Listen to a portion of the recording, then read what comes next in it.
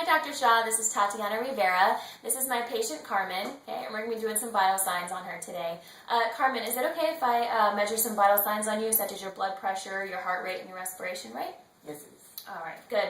And if there's anything that I'm doing that makes you feel uncomfortable, or if there's any kind of pain that I might cause you, please let me know and we'll go ahead and stop. Okay. I will. All right.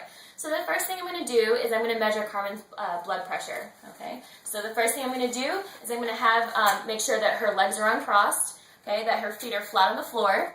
Okay. And that she's in a nice relaxed position. Okay. I'm going to have her right arm here rested on the table. Okay. And I'm going to go ahead and wrap this cuff kind of snug around her arm. So we don't want it for it to be too loose. Okay. Do that just like that.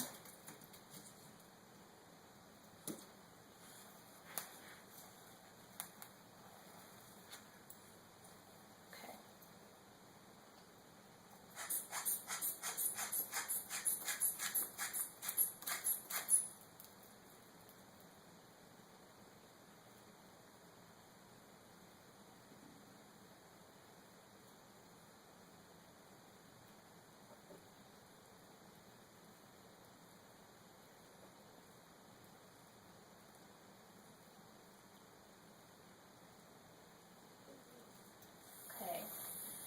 So Carmen's blood pressure is 110/65, okay? Normal blood pressure that we would like for patients to have is 120/80, so she falls great range in between what we would like to have, okay? The next thing I'm going to do is I'm going to measure her heart rate, okay? So once again, I'm going to have her arm here relaxed on the table, and I'm going to go ahead and just supinate her arm just like this, okay?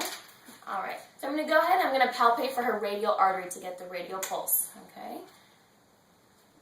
So that's really clear right here. Once I find her radial pulse, what I'm going to do is I'm going to measure her beats per minute, which is her heart rate. Okay. So what I'm going to do is I'm going to count how many beats that I feel within 30 seconds. Okay. All right. Let's wait till we get to the 30. All right. And here we go.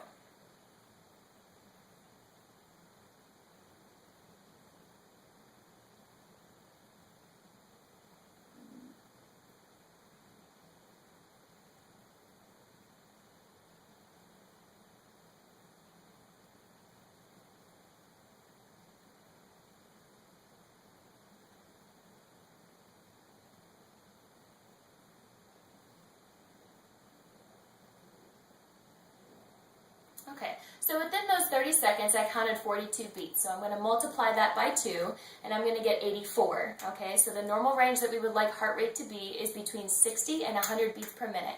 So at 84, she falls right in the middle of that range, so she's doing pretty well there too. Okay, the next thing I'm going to do is I'm going to measure her respiratory rate. Okay, so that's the measurement of breaths per minute.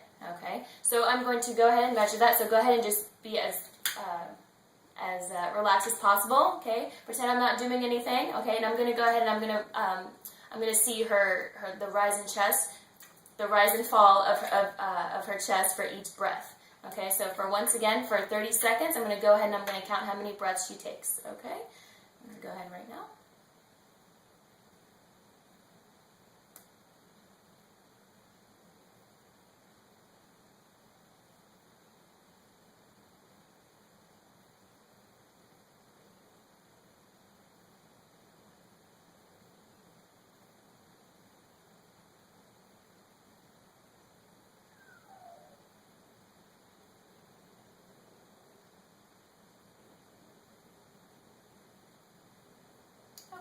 So within those 30 seconds, I counted 9 breaths for those 30 seconds. So I'm going to multiply that by 2, and I'm going to get 18.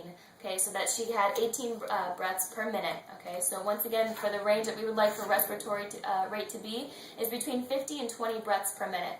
Okay, so once again, she falls right smack in the middle, so that's very good there too. Okay, the last thing I'm going to do with Carmen here is I'm going to measure her waist to hip ratio. Okay, so Carmen, if you wouldn't mind standing up for me, please. Move this chair out of the way. All right. So the first thing I'm going to do, there's 2 components for the waist to hip ratio. So the first part is to measure the waist. Okay. So what I'm going to do here is I'm going to have Carmen hold here right at her belly button. Okay. And I'm going to come all the way around here. Okay. All right. You can let go for me. Okay. So So here I have 110 centimeters, okay? So for this equation, we want to measure these two measurements in centimeters and not inches, okay? So the first number there is 110, okay? So you want to remember that for me, please.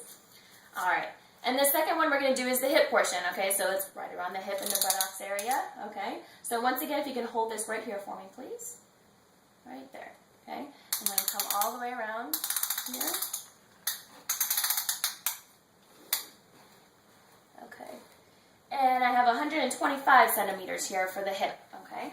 So for the waist to hip ratio, what we're going to do is we're going to take the waist number, which we said was 110 centimeters, divide that by 125 centimeters of the hip portion, okay? And then that's going to get your answer for the waist to hip ratio. Thank you.